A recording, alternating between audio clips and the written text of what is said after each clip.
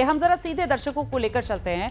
राजनीतिक मेहमानों के जुड़ने का भी सिलसिला लगातार जारी है। आप देख रहे हैं बीजेपी के प्रवक्ता के शर्मा जी इस वक्त हमारे साथ मौजूद हैं और के शर्मा जी से समझने की कोशिश करते हैं कि बंगाल में बीजेपी की उम्मीदें जो बनती हुई नजर आ रही हैं वो कहां से कैसे, क्योंकि अगर 2021 विधानसभा चुनाव की बात की जाए तो पूरी तरीके से दबदबा टीएमसी का नजर आया था।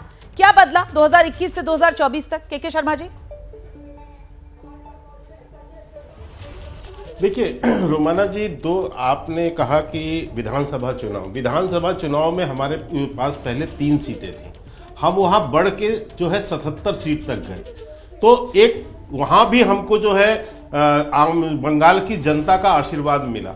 दूसरी बात, अभी जो आप कह रहे हैं कि क्या बदला ये है, अभी अभी आपने संदेश खाली का जो है घटना देखा है। वहां पर यही नहीं, वहां जिस ढंग से महिलाओं के ऊपर अत्याचार हो रहा है, जिस ढंग का कुशासन हो रहा है, जिस ढंग से भेदभाव की नीति जो है ममता सरकार ने अपनाया है, जिस ढंग से वहां पर आए दिन उनके नेता भ्रष्टाचार के मामले पे जेल में जा रहे हैं, और यही नहीं, वो तमाम ऐसे हिंदू विरोधी मानसिकता के साथ काम कर रही हैं, एक वर्ग विशेष के तुष्टीकरण के लिए काम कर रही हैं।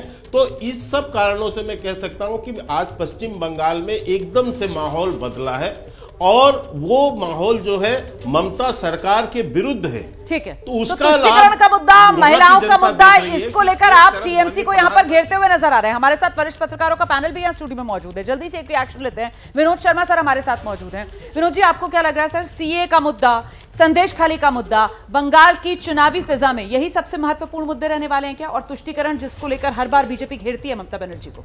देखिए, भारतीय जनता पार्टी को ध्यान रखना पड़ेगा कि किस लहजे में वहां बात कर रही है। पिछली बार जो चुनाव हुआ था असेंबली का, उसमें जिस लहजे में उन्होंने बात की उसका नुकसान हुआ उनको। वो दीदी वाले लहजे की बात कर रहे हैं जी, मैं आप समझ रही हैं जी।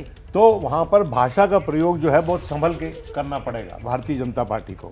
नॉर्थ इंडिया वाली भाषा नहीं चलेगी जिस तरह से चलाई जाती है, या जिस तरह से कटाक्ष शशि थरूर पे किया गया था बहुत पहले, वैसा नहीं चलेगा जी। दूसरा, देखिए, मैं समझता हूं कि मथुआ समाज को लुभाने की कोशिश की गई है सीए के जरिए। तो सीए का जो इनिशिएटिव है केंद्र का, it will be A double edged, 2 धारी तलवार होगी, दोनों तरफ काटेगी। एक तरफ कुछ पॉजिटिवली उनके लिए करेगी और दूसरी तरफ नेगेटिव होगा।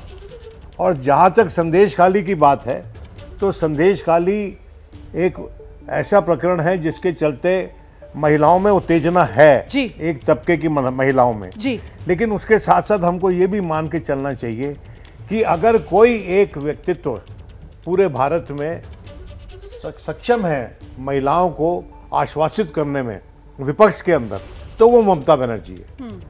नीतीश भी उस लेवल पे अब नहीं है, वो ममता बनर्जी है उसी लेवल पे जो सशक्त है कि वो महिलाओं को अपने साथ जोड़ लेती है, महिलाओं को भी अपने साथ जोड़ लेती है, और सड़क पर उतरकर संघर्ष की राजनीति किस रूप में की जाती है इसकी भी एक मिसाल बनकर वक्त वक्त पर ममता बनर्जी उभरती हुई नजर आई हैं। भले ही सत्ता में रहती हैं, मुख्यमंत्री हैं प्रदेश की, लेकिन फिर भी वो विपक्ष वाली भूमिका किस तरीके से निभाई जाती है इसकी वो बानगी दिखाती आई हैं। इस बीच जहां प्रेस कॉन्फ्रेंस होनी है अब से कुछ ही देर बाद चुनाव आयोग की विज्ञान भवन में, वहां भीतर उस हॉल में आप देख रहे हैं हमारे सहयोगी अंकित गुप्ता इस वक्त मौजूद है। अंकित, जरा तस्वीरें दिखा दीजिए इस हॉल की।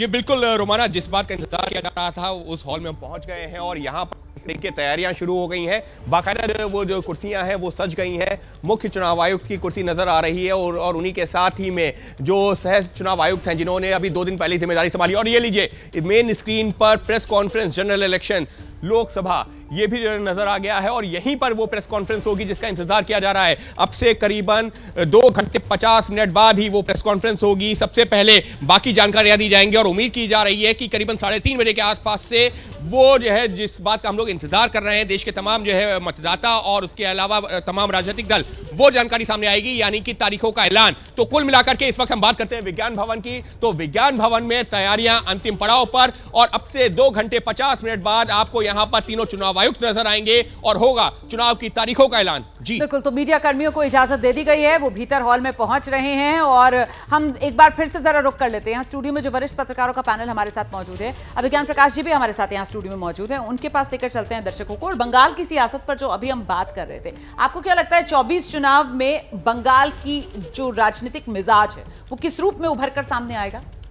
नहीं, बंगाल का राजनीतिक मिजाज तो पिछले चुनाव खुद ही बता रहे किस रूप में सामने आएगा। इंपॉर्टेंट क्या है अभी? इंपॉर्टेंट है ये सीधा सीधा ममता वर्सेस बीजेपी है, कोई नई बात तो है नहीं।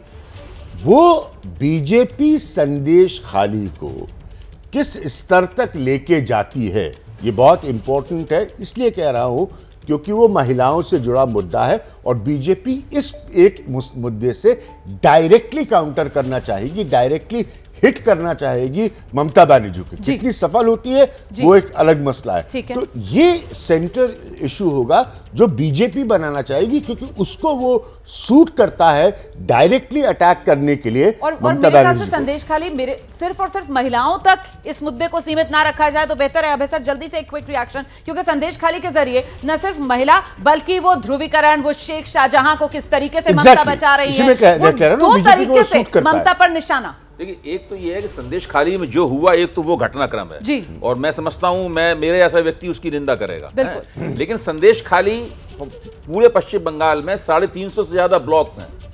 संदेश खाली के केवल 2 ब्लॉक्स में ये आंदोलन चल रहा है, उससे बाहर ये आंदोलन नहीं जा रहा है। अब भारतीय जनता पार्टी इसको कई गुना एम्पलीफाई करना चाहती है। अब वो मैं आपको रोकूंगी जरा।